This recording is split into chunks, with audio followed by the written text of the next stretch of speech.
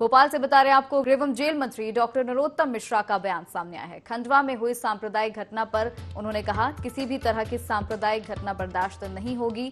अशफाक के खिलाफ रासुका की कार्रवाई की जा चुकी है, उसके साथियों की जानकारी भी जताई जा रही है।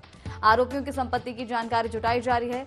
राहुल गांधी प्रियंका गांधी के मध्य प्रदेश दौरे को लेकर कहा कि यूपी में दोनों भाई बहनों ने चुनाव प्रचार किया था, तब केवल 2 सीट ही मिली थी। कांग्रेस के झंडा लगाओ अभियान पर कहा, कमलनाथ जी का सबको पता है, वे केवल आदेश ही जारी कर सकते हैं। उनके आदेश का कांग्रेस भी पालन नहीं करती है। इस आदेश का कुछ नहीं होगा। कांग्रेस के बूथ मजबूत अभियान को लेकर गृह मंत्री ने तंज कसा। उन्होंने कहा कि बूथ पर कार्यकर्ता नहीं है, फिर बूथ को मजबूत कौन करेगा। दिग्विजय सिंह की बैठक और आरोप पत्र पर बोले गृह मंत्री कि ये केवल बैठकें ही कर रहे हैं, इसका निष्कर्ष कुछ नहीं निकलता है। इनके पास आरोप लगाने के अलावा क्या है।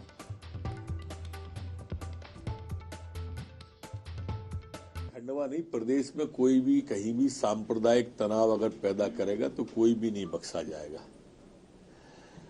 जो अशफाक की हरकत थी उस पर गौर किया है, और जो उसके साथी हैं, एक जो गैंग टाइप की उनने बना ली थी, उन सबकी भी जानकारी निकाली जा रही है। इनका भी रिकॉर्ड खंगाला जा रहा है, इनका अतिक्रमण का भी रिकॉर्ड खंगाला जा रहा है, और सख्त से सख्त कार्रवाई होगी। रासुका लगाकर जेल भेज दिया गया है। ये मध्य प्रदेश हमारा शांति का टापू है, और इस तरह की अगर कोई नापाक कोशिश करेगा तो वो बख्शा नहीं जाएगा, अशफाक हो या कोई और हो। इसको देवा स्वप्न कहते हैं,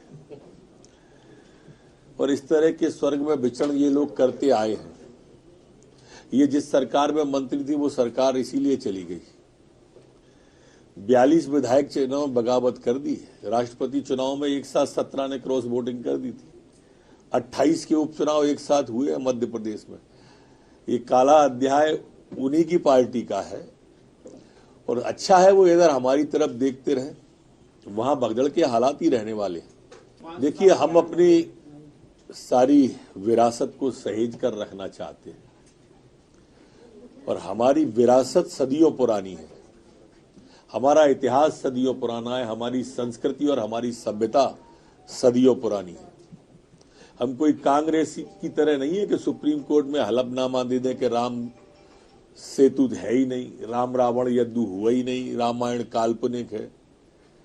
और उसी को जब नासा के वैज्ञानिकों ने कह दिया कि राम सेतु है, तो सारे लोगों ने मान लिया, कांग्रेसियों ने मान लिया। ये कांग्रेस की मानसिकता है। हमारे यहाँ तो ओरछा के राम राजा का पूरा आज आप सबने देखा भी होगा जिस तरह से विरासत निकल के आई है। कल के अखबार में हमारे दतिया का सतखंडा महल और बाकी चीजें दिखाए थे। मध्य प्रदेश में भी संपदा भरी पड़ी है विरासत की, और देश के अंदर भी सबको समझ आ रही है, सब समरस है, एक साथ चल रहे। जयस अगर लड़ती है तो अच्छी बात है, प्रजातंत्र है, इसमें सभी को चुनाव लड़ने का अधिकार है, और सबको जनता के बीच में जाकर अपना विचार रखना चाहिए। जहां तक वचन पत्र की बात है, तो पहले एक शब्द चलता था बोल वचन। ये कमलनाथ के वोट वचन है।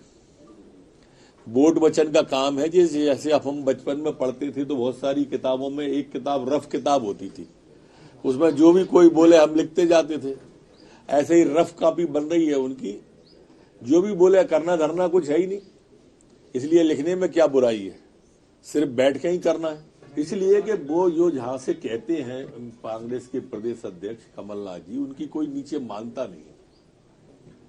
और आप इसका भी हस्र वही देखना, इस सर्कुलर का आप पीछे एक के बाद एक इनकी जो यात्राएं, रैलियां और हरी झंडियां इनने दिखाई हैं, उन यात्राओं का हस्र देख लीजिए। वही हस्र इसका होने वाला है। कोई मानता नहीं है, इसलिए सर्कुलर जारी करना पड़ रहा है। आगे भी हारने ही वाले हैं, वो कहीं चले जाएं।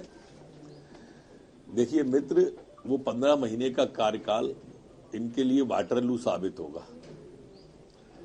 उस कार्यकाल में इन्होंने कुछ किया नहीं है, और उसमें सबसे बुराई की बात यह है कि ये आज भी जनता को गुमराह करते हैं कि हमने 27 लाख के कर्जे माफ कर दिए।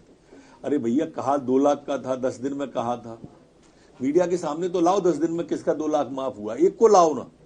मैं तो खुद माफी मांगूंगा इनसे और माला डालूंगा कमलनाथ जी के में, जिसमें ये ले आएंगे 2 लाख का 10 दिन में इनने कर्जा माफ किया। 2-2 हजार के कर्जों को अपने ऊपर श्रेय लेना चाहते हैं। अब जब ये मंच से बोलते हैं कि 27 लाख के माम किए, तो किसान आपस में वहां पे बातचीत करते हैं, तेरा हुआ क्या, तेरा हुआ क्या, तेरा हुआ क्या, और बासवरे ऐसे होते हैं, यार मेरा तो एक भी नहीं हुआ। तब फिर इनके खिलाफ वातावरण बनता है। ये जानबूझ के उसको उकसा रहे हैं।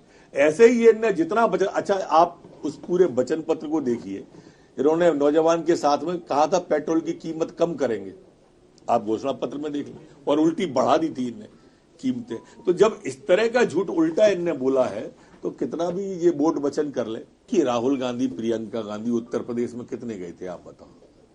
दोनों भाई बहनों को एक एक सीट मिली ना, कुल 2 ही सीटें आई वहां पर। देखिए, झूठा कोस कोई वो सिद्ध कर ही नहीं सकते हैं कि झूठा केस लगाया।